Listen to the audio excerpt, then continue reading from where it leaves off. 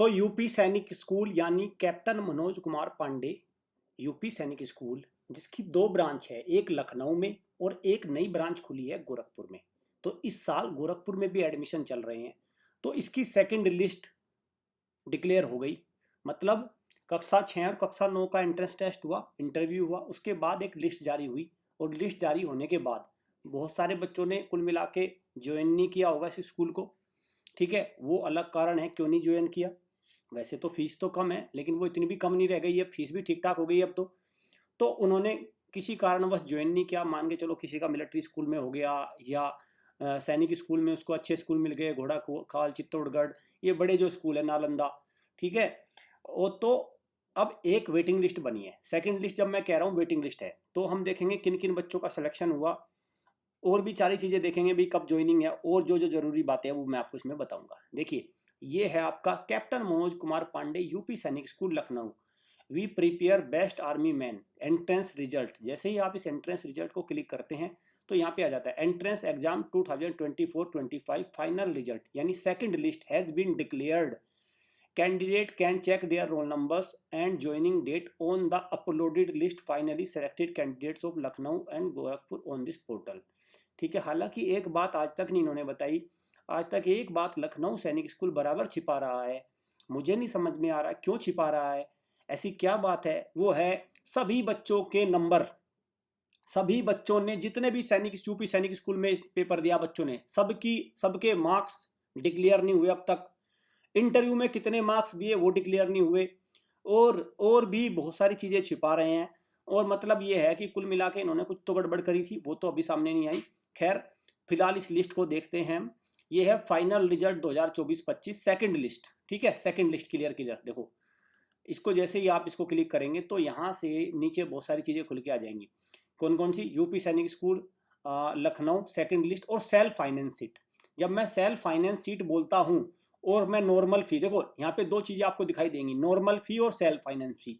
Normal फी का मतलब लगभग 86,000 रुपये, और सेल्फ फाइनेंस का मतलब 1,35,000 रुपये। मतलब जो बच्चा नॉर्मल फी पे जाएगा उसके साल में खर्च होंगे 86,000, और जो बच्चा सेल्फ फाइनेंस पे जाएगा उसके साल में खर्च होंगे 1,35,000। ठीक है भाई, क्लियर, ये वाली बात हो गई। चलिए अब हम देखते हैं उस लिस्ट का नाम। जैसे यहाँ पे यूपी सैनिक स्कूल लखनऊ वाली में देखते हैं, तो लखनऊ में ये लिस्ट आई है अभी निकल के। ठीक है, ये रही, तो ये है लखनऊ में लिस्ट। और ये कब जाना है इन्होंने ये भी दे दिया, सारी चीजें इन्होंने दे रखी है। कक्षा 6 और कक्षा 9 में बालक और बालिकाएं। कक्षा 6 में देख लो भाई 2 मई को जाना है। सामान्य शुल्क, जब मैं सामान्य शुल्क लिखता है तो नॉर्मल फी मतलब 86,000, 85,500। और जब लिखते हैं स्ववित्त पोषित सेल्फ फाइनेंस मतलब 1,35,000, तो 1,35,000 और 85,86,000 ये है भाई आपका लखनऊ के लिए, सैनिक स्कूल लखनऊ में होगी। ठीक है, ये भी बात इन्होंने बोल दी कि सभी जो ज्वाइनिंग प्रक्रिया है वो लखनऊ में होनी है, फिर वहां से गोरखपुर की तरफ ट्रेन पकड़ोगे। ठीक है, तो ये देखिए ये सारी चीज़ें हो गई क्लियर। तो यहाँ से ये तो हो गई कहाँ की, लखनऊ के लिए। और अब इसमें अगर मैं देखूँ, अगर आप इसको थोड़ा सा बैक कर दोगे, और यहाँ लिस्ट है ना, ये रही लिस्ट। ठीक है, ये तो हो गया। ये है गोरखपुर, इस पर क्लिक करो तो गोरखपुर खुल जाएगा।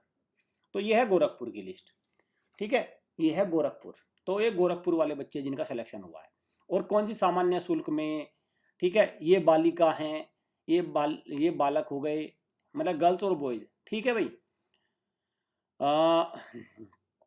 द्वितीय सूची में प्रवेश दोनों विद्यालय पूर्ण होने के पश्चात केवल रिक्त स्थान एवं मेरिट के आधार पर ही किया जाएगा। इसके लिए अभिभावक को एक वचन पत्र देना होगा कि वह आवंटित सीट हेतु पुनः अनुरोध नहीं करेगा। ठीक है, एक वचन पत्र भी रहेगा कि भाई आपने अगर एक बार ज्वाइनिंग नहीं करी तो ऐसा नहीं कि बाद में भी आ जाओगे कि अब ज्वाइनिंग करा लो हमारी। साथ में अगर देखें तो ज्वाइनिंग इंस्ट्रक्शन इन्होंने दे रखा है भाई, सबके लिए ज्वाइनिंग इंस्ट्रक्शन अलग अलग है, सबके लिए अलग अलग ज्वाइनिंग इंस्ट्रक्शन है। मैं आपको एक बार सेल्फ फाइनेंस और नॉर्मल फी में थोड़ा अंतर दिखा देता हूँ।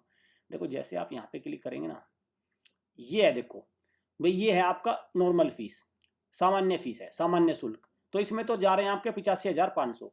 लेकिन अगर आप ये देखो यहाँ से, अगर आप इसको कर दो सेल्फ फाइनेंस वाले पे क्लिक, ठीक है, कक्षा 6 अब वो जिस पे करना है उस पर कर लो, सेल्फ फाइनेंस पे।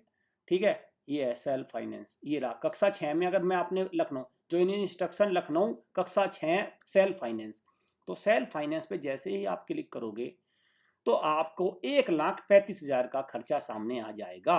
वैसे मैं एक बात बता दूं, 1,00,000 फीस तो स्कूल फीस इन्होंने दे रखा है, 1,35,000 धीरे धीरे धीरे धीरे धीरे ये यूपी सैनिक स्कूल, ठीक है, जो पहले तो बहुत अच्छा था लेकिन अब तो कुल मिला के इसकी स्थिति बहुत खराब हो चुकी है।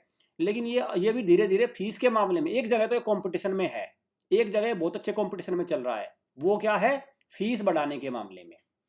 वहां तो ये यहाँ तो ये घोड़ा काल को और आने वाले जितने भी महंगे सैनिक स्कूल है सबको टक्कर देने की उस पर है लिस्ट में। 1,35,000 रुपये फीस है भाई, कम नहीं रह गई अब इसकी भी, ठीक। और भी बदलाव होगा इसमें समय समय पे, ऐसी बात करी जाएगी। क्योंकि अगर मैं देखूं तो जैसे सैनिक स्कूल किसी सैनिक स्कूल झांसी है, उनकी 1,80,000 फीस है, पर लेकिन उसमें 80-90 हज़ार स्कॉलरशिप भी तो है।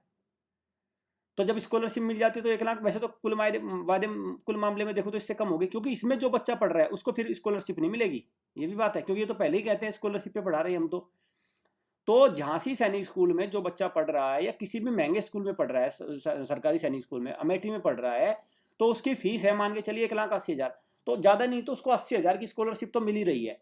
तो कुल मिला के फीस कितनी हुई, 1,00,000 रुपए भाई, 1,00,000 रुपए। उसको डिफेंस की भी 50-60, अगर कोई बच्चा डिफेंस में है तो डिफेंस से भी मिल रही है 50-60 हज़ार की फीस तो स्कॉलरशिप तो इसको एक बार पेरेंट जरा ध्यान से देखे, इसको बड़ी स्पष्टता रखें इसमें, क्लियर। तो अगर देखें तो भाई ये सारे रिजल्ट है, और एक रिटर्न रिजल्ट यहाँ भी डिक्लेयर हुआ था, और ये है। हालांकि एक बात इन्होंने बस बड़ी चिंता की बात है कि अब तक इन्होंने सभी बच्चों के नंबर नहीं दिए, क्या राज है उसका नहीं पता। कि वो पेपर जो मुझे लगता है, जो मेरा बिल्कुल अगर अनुमान सही है, तो ये जो है ना, ये कहाँ है वे, मुझे दिखाई नहीं दे रहे, यहाँ पे दिखाता हूँ मैं, जो एक हमारे रेस्पेक्टेड, अभी दिखाता हूँ मैं इसको, रेस्पेक्टेड सर हैं ये रेस्पेक्टेड सर जो इन्होंने, चलो वो अभी फोटो आ नहीं रहा, उन्होंने वो पेपर, मतलब उन्होंने लिस्ट जारी नहीं करी, क्या कारण है पता नहीं, आरटीआई के जवाब में देते नहीं है, कई आरटीआई तो हमने भी लगा चुके हैं अब तक। देखते हैं कब तक देते हैं उसको, लिस्ट को डिनाई करके, अभी तो उसकी थर्ड अपील वगैरह बहुत सारी चीज़ें होती है उसमें चलती रहती हैं। सो कंग्रेचुलेशन जिन बच्चों का यूपी सैनिक स्कूल में सेकंड लिस्ट में सिलेक्शन हो गया, ठीक है। तो वहाँ पे जाके देखो स्कूल कैसा है, प्रिंसिपल से बात करो, स्कूल के बच्चों से बात करो, और आपको लगता है कि स्कूल अच्छा है, वैसे तो अच्छा ही है भाई, आजकल के पब्लिक स्कूलों से तो बहुत अच्छा है, वहाँ से तो बेस्ट ही है, पर और भी सारी चीज़ें मैटर होती है। देखो जिस बच्चे को लग रहा है कि वो फाइनेंशियली स्ट्रॉन्ग है, तो मैं मानता हूँ सैनिक स्कूल काफ़ी बेटर है इससे, यूपी सैनिक स्कूल से। लेकिन फाइनेंशियली अगर कोई स्ट्रॉन्ग नहीं है, हालांकि फीस में भी इतना अंतर नहीं रह गया, पर फिर भी लगता है कि भाई स्कॉलरशिप वगैरह नहीं ले पाएगा, भागदौड़ नहीं कर पाएगा, तो फिर यूपी सैनिक स्कूल भी एक अच्छा ऑप्शन है, ठीक है, एक अच्छा ऑप्शन है। सो उम्मीद करता हूँ आपको चीज़ें क्लियर हुई होंगी। Thank you students, thank you parents.